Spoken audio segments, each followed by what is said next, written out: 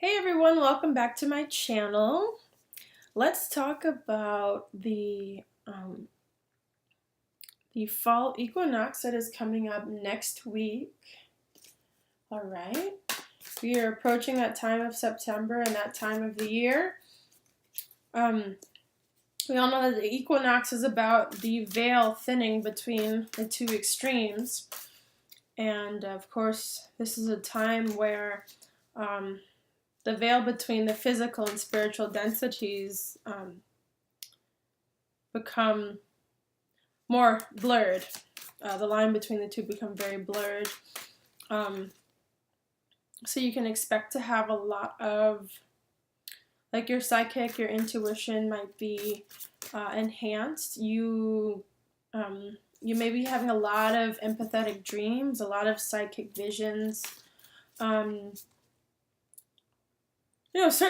Certain things coming back to really complete themselves. Things that are ready to be buried and passed on. Yeah, it's also harvest time to prepare us for the winter. Personally, I'm having some interesting ongoing events happen with myself as well, and they have to do with like the sacral chakra. Karmic partners coming, actually two of them in one day just kind of popped up from the past, and I guess you can say these were people I had definitely let go of a long time ago without a second look behind me. And they both just, popped up in the same day saying, "Hey, what's up?" Blah, da, da, da. It's like, that is really, really interesting. And so I think it's awesome how these lessons come back, and they're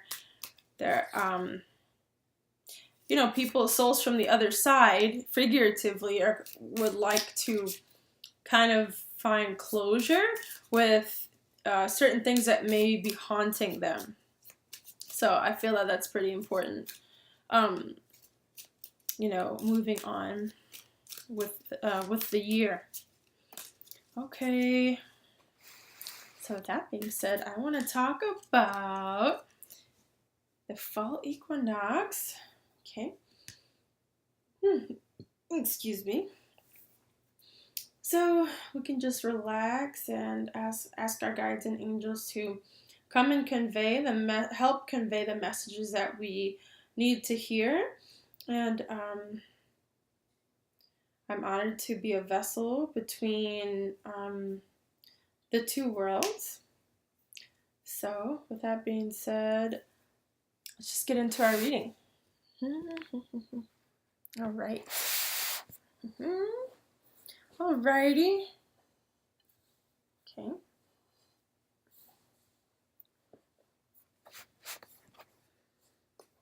Okay.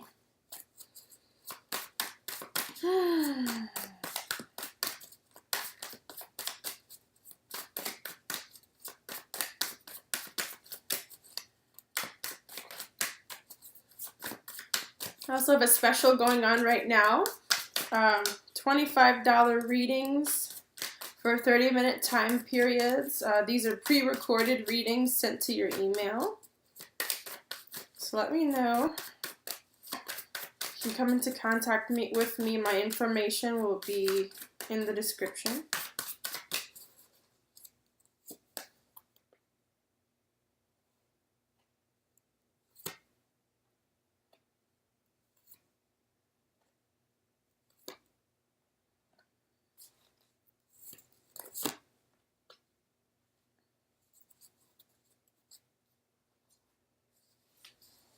Okay.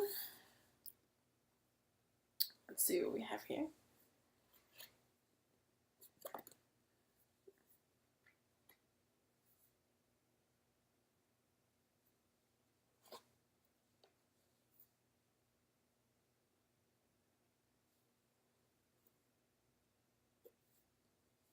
Okay, so we have the Nine of Bows. Respect.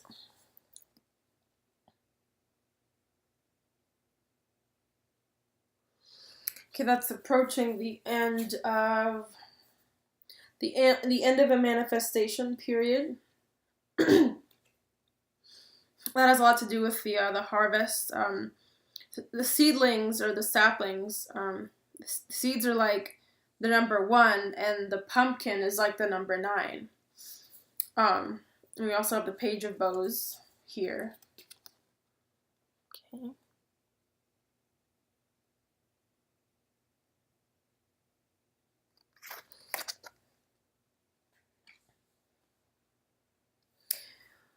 All right, so at the end of this cycle, at the end of, as we end summer, we are respecting the lessons that we have had for the entire season. The things that began in the summer had their fruition, met their fruition, and then declined, leaving us with lessons on how to continue to treat ourselves. We're just respecting the process. Like, we've definitely come to a point where we respect how the process works, how the process of lessons and forgiveness help us go from one thing to the next thing. Okay. So it's definitely having a respect for the beginning, the middles, and the ends. Okay.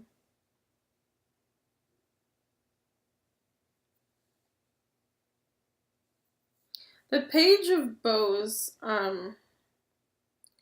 this is representing wit,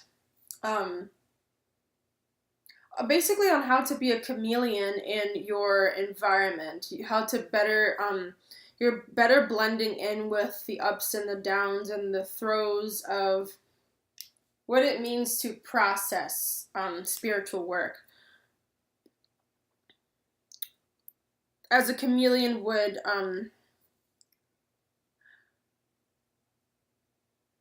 adapt to whatever color or texture that he lands upon.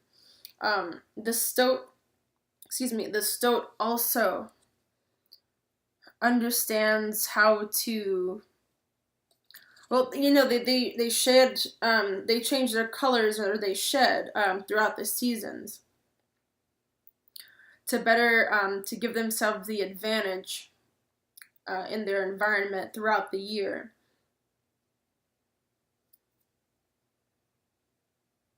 Okay, this card is about an animal that is very street smart.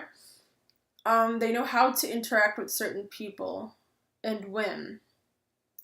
And not every hay in the haystack is the same. And that's how they go about that wit. And they know how to maneuver their life like the business that it is. So that's the wit that you can learn from this stoat. Okay. And I also pull out a little wisdom from the book. Okay.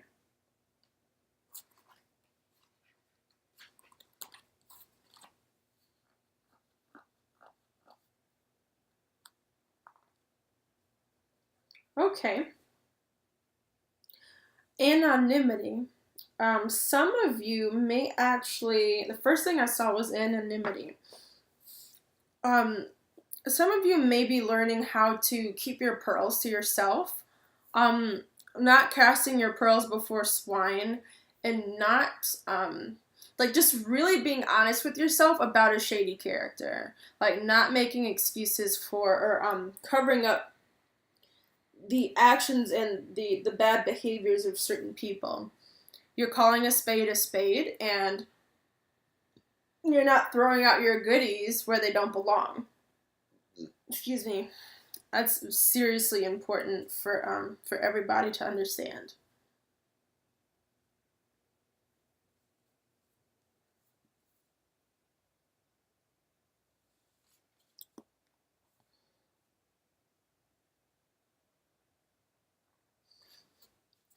All right.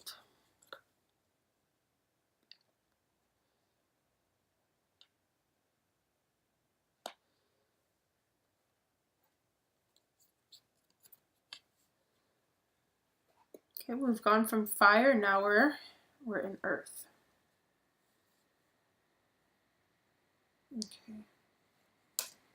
So we have the Ace of Stones, which speaks of foundations. Look at all those awesome carvings in there, like with the ancestors and the spirits have put into those rocks. Then we have the King of Stones, the wolf. Okay. I think a lot of you may be maybe missing certain relatives or people that may have passed on, because at this time maybe you're remembering like the wonderful things that you were raised with or the beliefs that you were raised with. Let me get my computer plugged up. Sorry.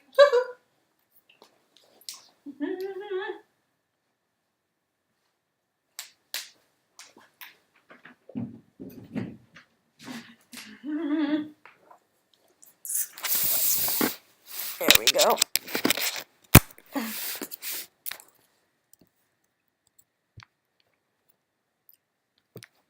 Okay. Anyway, yes, maybe some of you are. Actually, why don't I do this? It's so much fun. Maybe some of you are remembering certain relatives that have, or loved ones that have passed on, because you're being reminded of all the blessings that you've come up, you were raised with. Like, they could be certain teachings or certain stories, or maybe you feel even closer to your ancestors at this point, which is very natural. Or it's something that's beginning to grow on you for this season. I believe that if this is something that has really grown upon you, it might be a very good idea to maybe you could, if you don't already, maybe it's a good time to implement a shaman circle into your life, or maybe a drum circle. And these are basically like once a week community drummings that are held at a local yoga studio. I think it's a great time to plug into that type of outlet. I think that's something that could definitely help your etheric body travel more easily, where you will have a lot of these interactions will be potent, where, you know, like sidekick or like seance and deceased spirits, and a lot of those matters will be more potent. Like, you notice you might just kind of be sitting in class, and all of a sudden, like, it's almost like you hear a whisper, or like you get this like very vivid image in your mind, and it's like, whoa, where'd that come from? It's because you're feeling like you're becoming more close with the things of probably the past, or maybe you're really missing that. Well, right now is a great time to tap into it and get closer, maybe even visit a medium, because it's something that's also calling to you, and you're calling back. Okay, so that's what the Ace of Stones, Foundation of Life, and the King of Stones. The wolf is always howling at the moon. The wolves are also seen as passengers or interdimensional messengers. They know how to speak with the moon, and they know how to operate on Earth as well. And they're, being very insightful and sensitive. That's why the moon is the wolf and the moon have that bond and that relationship. They're very cool, and they speak with their eyes a lot of the time. Okay, and then we have the Page of Arrows, the Wren. Aw, I haven't seen the Wren in so long. Let's see. Page of Arrows. You see him? That's the wren.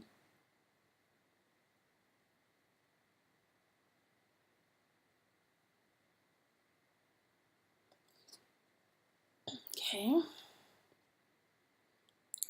So the wren is like our little messenger. He's a reminder to really stay quiet, because when you stay quiet, you'll hear the little peeps and whispers that you wouldn't be able to hear otherwise if you were in a state of activity. And these peeps and whispers actually hold tons and tons of information. Like, they hold like very transcendental ideas. Then they're actually messages from the other side. Like, a lot of the epiphanies that you've been waiting for are actually going to come out of the very subtle, private whispers that only you can interpret as important or relevant to your journey. So it's going to be important to have that state of respect, to be able to hear the things that Spirit is giving you. Okay? Okay. And the cards are transitioning from summer to winter. So this is like a process. This is definitely something that you will practice, learn, like keeping your wisdom and implementing new practices and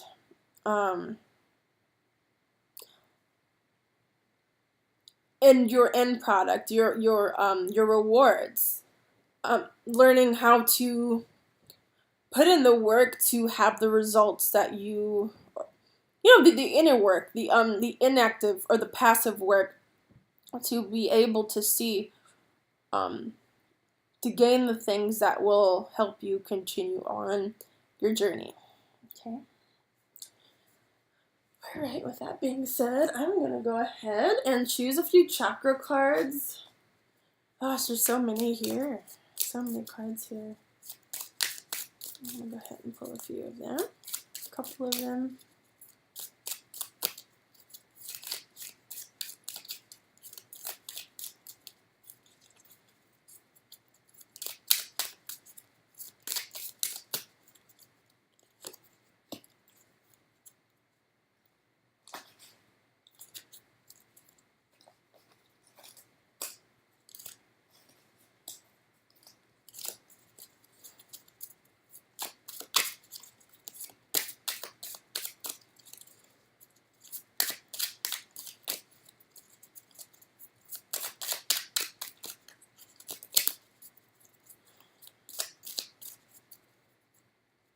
Okay, let's see what we have here. I love this being on the floor stuff. It feels so fun and intimate. Okay, let's see. All right, we have, well, one of these is just a title page, so I'll have to pick again. Secondary chakras, nutrition responsibility. This is what it looks like. It's like yellow and blue. It's what you put in your body. It's what you put in your mouth and go through your stomach.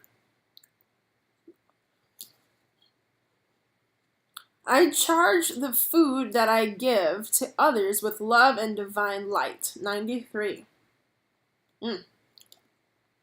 That's like looking forward to a Thanksgiving meal, like blessing other people with what you've made with your hands and with you've earned from your harvest.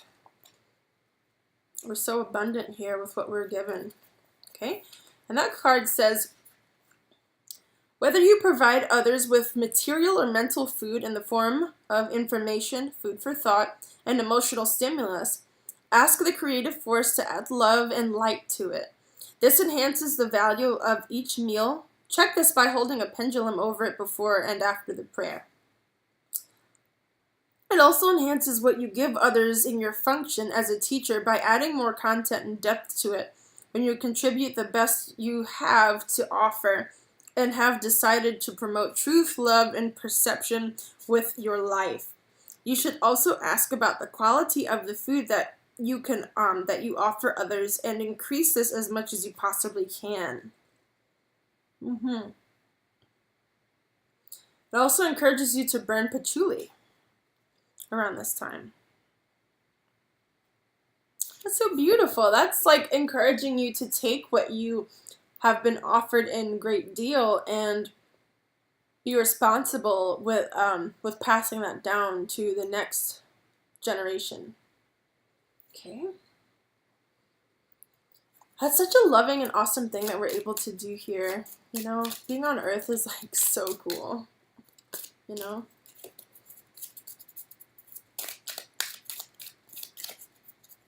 Alright.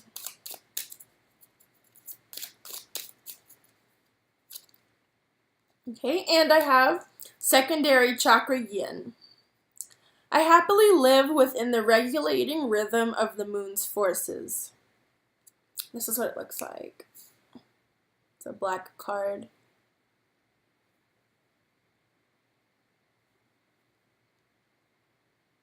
Okay, number 84.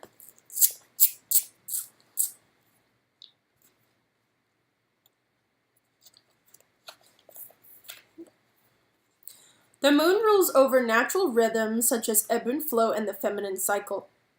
Entrust yourself completely to the moon's energy, and it will heal your nerves and many unconscious processes within you and reconnect you with nature. One correlation to this is the spiritual qualities of silvers. Here's a little meditative exercise that can make it easier for you to access the lunar forces.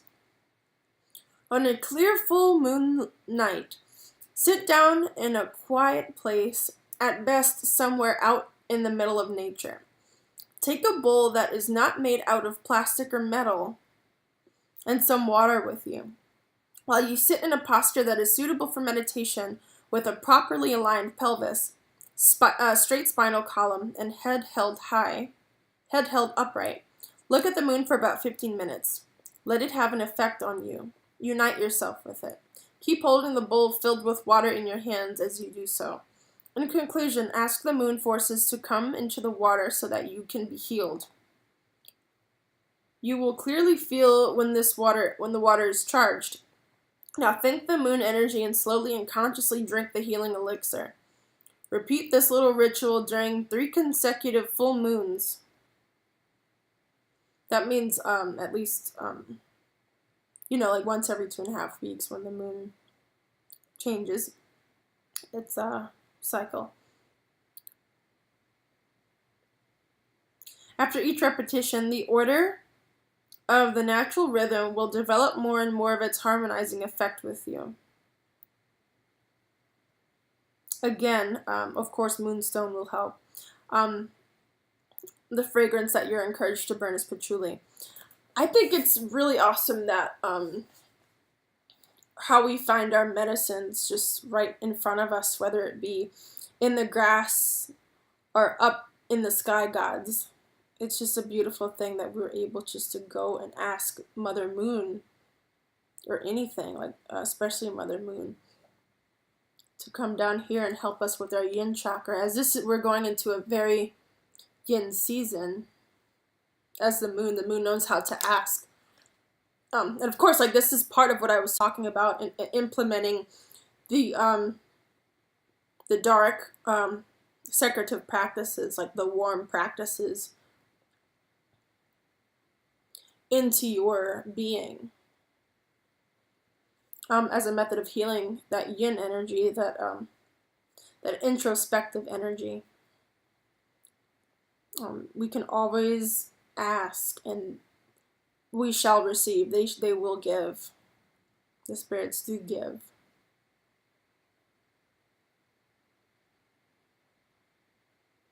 It's so freaking wonderful. Oh my goodness. Oh my god, it's so awesome. Oh my goodness. Well, I'm so happy that you were... Sorry for the awkwardness of this video. I like to have fun. Thank you so much for participating in this reading. I really hope this helps. Keep in mind, have fun with this. It's a lot of fun. Healing and realigning is so much fun. You can't go wrong with it. Um, so yeah, my name is Jasmine. Thank you for visiting my channel and watching the video. I'll see you next time. Bye bye.